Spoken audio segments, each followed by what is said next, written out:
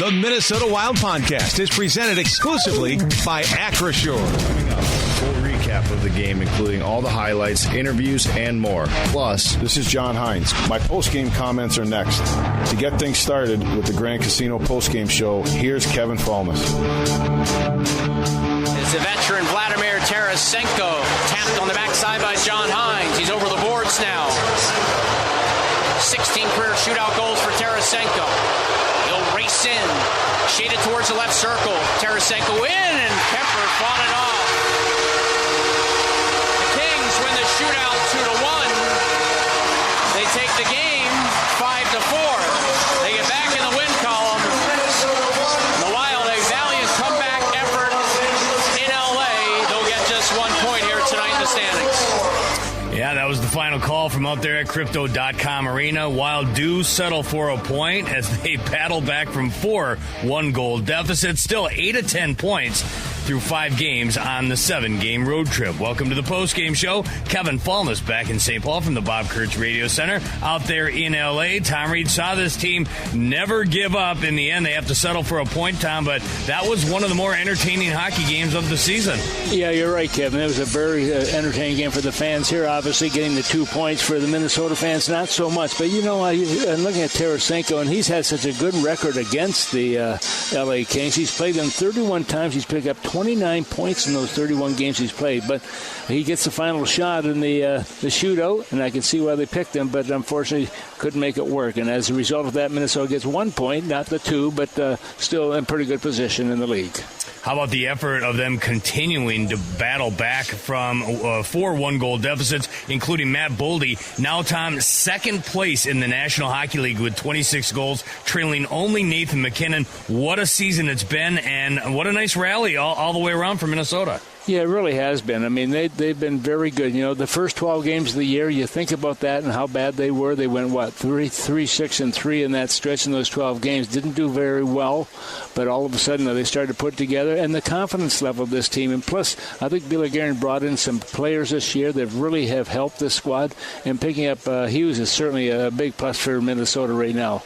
He figures in the point brigade again here tonight, gets some good things happening here, and one of those players that really gives his team a lot of confidence in what's happening on that blue line. A magician with the puck. As mentioned, though, the Wild suffer the shootout loss, moved to 3-0-2 in the first 5 games of this road trip, which will continue on Monday, a rematch with the Kings. You expect more of the same, or do you expect it to be a little bit more locked down compared to what we saw tonight? I think it'll be a little more locked down. I mean, both teams have a respect for each other, and you have to have. And the Kings, you know, they've had a kind of a difficult season so far at this stage of the game, but things can turn around. It's amazing how 1 game or 2 games you win, and all of a sudden the confidence level's there, and then you start to make some good things happen for your side. And I think that's what the Kings are hoping will happen, but I'm not sure it will, but we'll wait and see. But Minnesota can feel pretty good about themselves and how they've played up to this point on this road trip. I think the team very much covets a day off in Los Angeles. How will you spend a Sunday in L.A.? I'm going to be visiting with Ed White. Remember Ed White, who played for the Minnesota Vikings for all those years? I'm going to have a chance to visit with him tomorrow. He's coming down, and we're going to spend some time together. We lived very close in Apple Valley years ago. We used to work out together for the training camp. He on the football side and myself on the hockey side. So great friend over the years, and we have reconnected. Good for you. Tell him I said hi. I will do that. He'll remember you, I'm sure. He'll go, who? All right, Tom, thank you. Thank you. Tom Reed at Crypto.com Arena following a 5-4 shootout loss to the Los Angeles Kings. When we continue, we'll get you some interaction from inside that Wild locker room, and we'll get you John Hynes post-game comments. It's all coming your way shortly. First, let's pause 10 seconds for station identification. You're listening to Wild Hockey, presented by Grand Casino.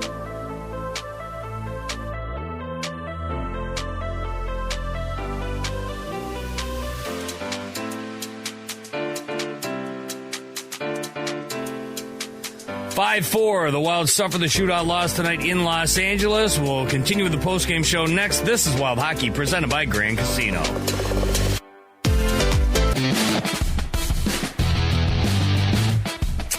Kings strike first. Jake Middleton answers about 90 seconds later. 1-1 is your score after 1 period of play. Corey Perry puts the Kings up 2-1 in the second on the power play. Shortly thereafter, Jules Eriksson ties the game at 2 with his 11th of the year. Also on the power play, 2-2 is your score after 40 minutes of play.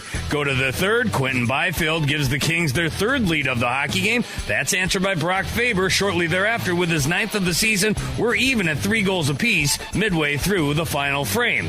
Some dude named Hellenius gives the Kings back the lead at the 12:09 mark, but our Grand Casino play of the game goes to Matt Boldy, second leading scorer in the National Hockey League, behind only Nathan McKinnon. He scores pretty goals. He can also get fortunate bounces. That's what this is.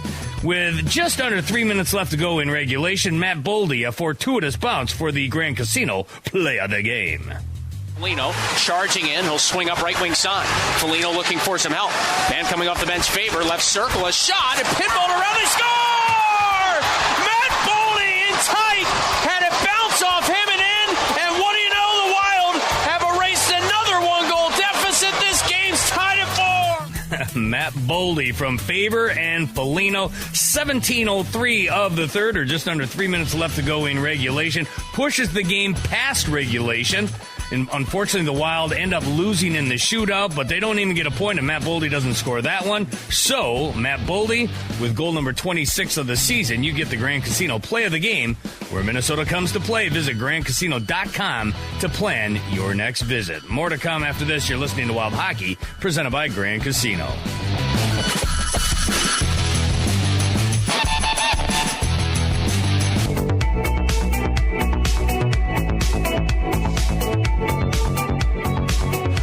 Off the rush, good feet, left side, they score! You're off to the back post, and Faber has tied this game at 3. Yep, third time out of 4 that the Wild would tie the hockey game. Brock Faber gets his 9th goal of the season. He's now got 3 goals in the last 6 games. Had a goal and an assist tonight. Not only the key clutch goal right there at the 7:33 mark of the third, also set up Matt Boldy on the game-tying goal late in regulation to force overtime. Brock Faber a force tonight and has been a force all season long. Brock Faber, originally drafted by the Los Angeles Kings, bit his former squad tonight and is addressing the media now at Crypto.com Arena. Sure.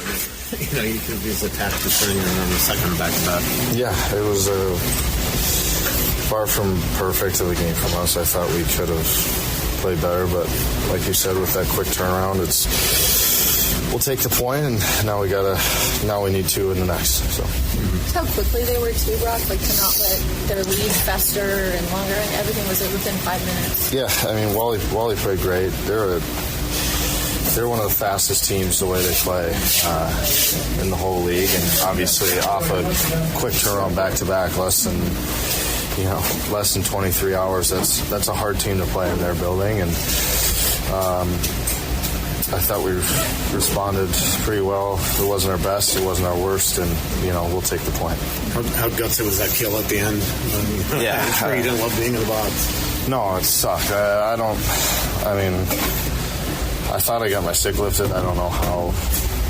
I haven't watched it, but it felt like I got my stick lifted, and it might have hit him in the visor. And if that's a penalty, then so be it. It was a very gutsy kill.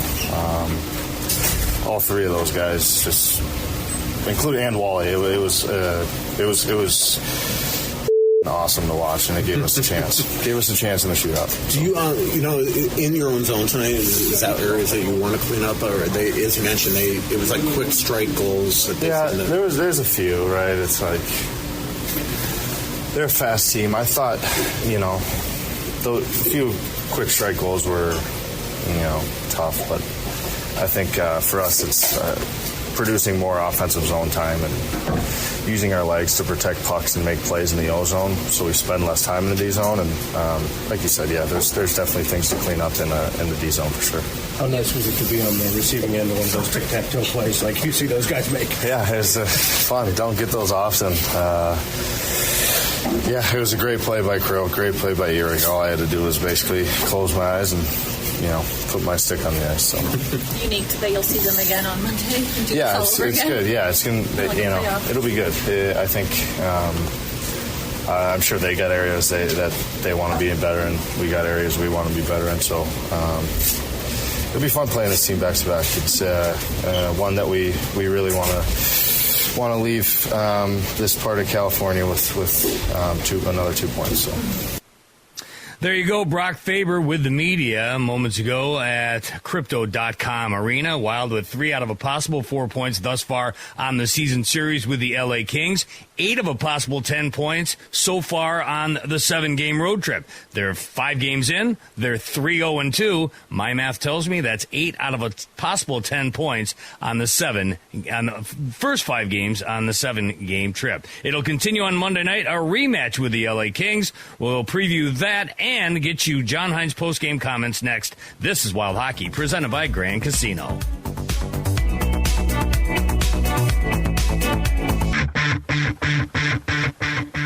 Wide Zuccarello found a man creeping in.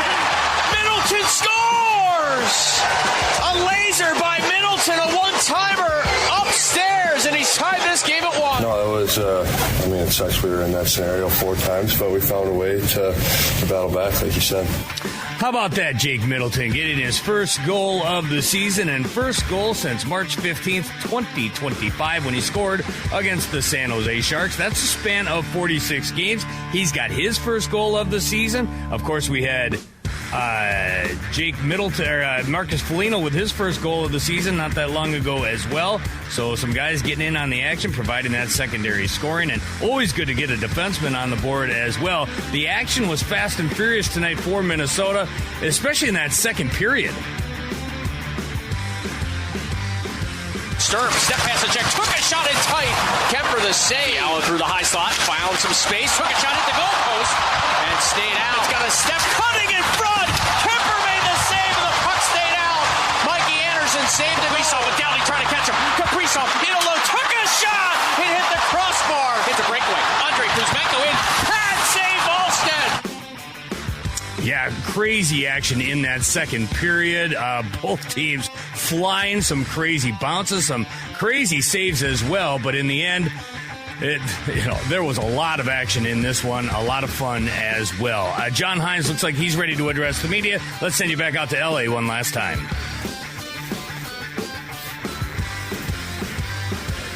Again, you talked a lot about why you can be resilient. I think a better example on the second back-to-back, down a goal 4 times and yet coming back and forcing the game into overtime.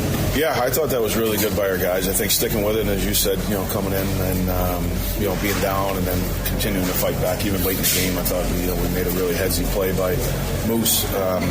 He delays in the rush, waits for the late attack to develop, and then we get right to the blue page and he goes in. So from that standpoint, I thought it was a step in the right direction. Just as far as I talked about the other day, just the game within the game, little things that go on, and sticking with it like that and being resilient is really important. You continue to get scoring from your defense, and obviously part of that's Quinn Hughes, but it's not just Quinn Hughes. Tonight, 4 points again for your Blue Liners. You've got more than any team in the league since Hughes has come here. What have they been doing to get more involved in the offense?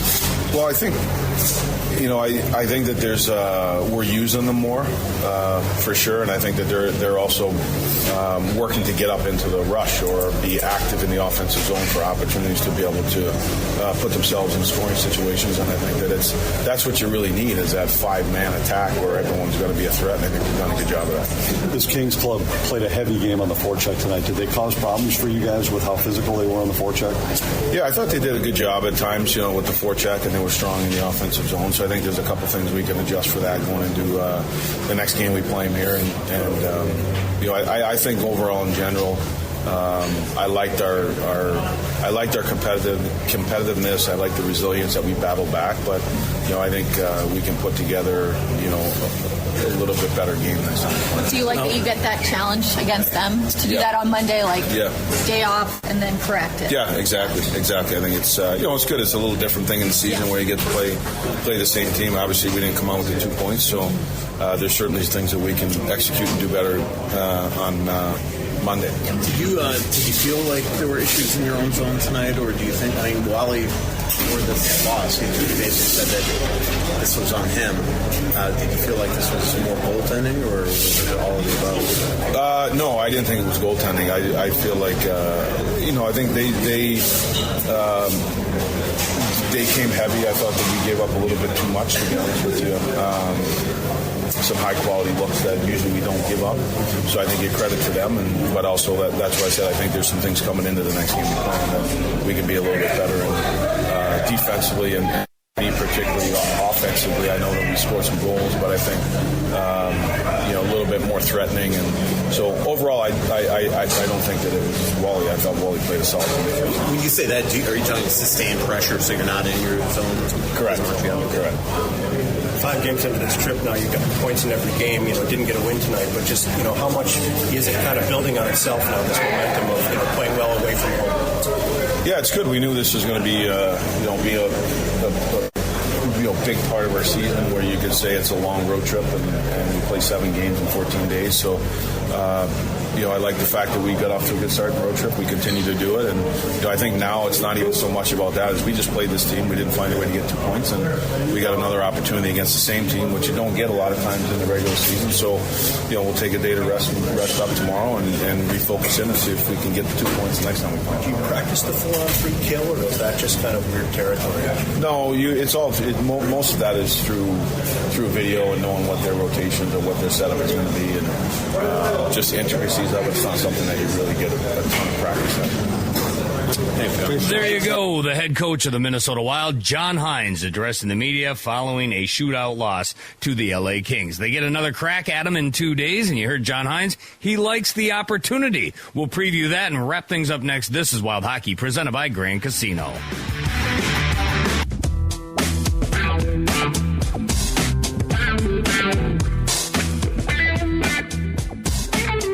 Here's Eriksson off a stretch pass, and he scores from the inner half of the left circle. Joel Eriksson able to lift it over Kemper, and he ties the game at 2. Wow, what a play once again. Yeah, no, it's fun. They have a good team over there, but I think we have too. So it's a hard-fought game, like you guys said, and gotta just get the next one here and keep going on this road trip. Entertaining hockey game, even though the Wild fell short, had to settle for a point in the shootout loss to the LA Kings. Another valuable point, though, with that, and granted the Wild have played 2 more games than the Dallas Stars, but that 1 point lifts them into sole possession of second place in the Central Division. 25, 10, and 8 on the season. That's good for 58 points. Granted, there's still 11 points back of the continuing to be red-hot Colorado Avalanche, but now they're 1 in front of the Dallas Stars for the second spot in the Central Division. They're now second in the Central, the Western Conference, and the National Hockey League. The Wild 3-0-2 on the road trip, 8 out of a possible 10 points. Now 22, 4, and 5 since November 1st, grabbing 49 out of a possible 62 points. Jesper Wallstedt suffers the shootout loss on 34 saves, stops 2 of 4 in the shootout. Got to give Darcy Kemper, though, the XL Energy big saves of the game. He stops 24 through 65 minutes, and then 3 of 4 in the shootout. Locks down the win and gets the XL Energy big saves of the game, powered by XL Energy. Proud to power the great state of hockey with safe, clean, and reliable energy. Explore how they're making energy work better for you and our communities at xlenergy.com. Up next for the Wild, another crack at the LA Kings. The rematch is coming up in 2 short days. The Wild will take Sunday off and then get ready for the rematch Monday night at Crypto.com Arena. Wild and Kings, it's a late one. Pregame at 9:15. Puck drops after 9:30 on most of these same stations. Special thanks to Colin Landsteiner, Aaron Sickman, and Jackson Riebel.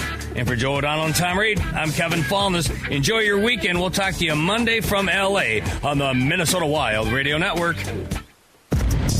You have been listening to Minnesota Wild Hockey. Fired one to the back post. Gustafsson made a great save. Thompson in the slot, waiting, shooting. Gustafsson to save. Join us next time, right here, for more Wild Hockey action. 25 seasons of Wild Hockey. Wild Hockey is an exclusive presentation of the Minnesota Wild, the National Hockey League, and the Minnesota Wild Radio Network.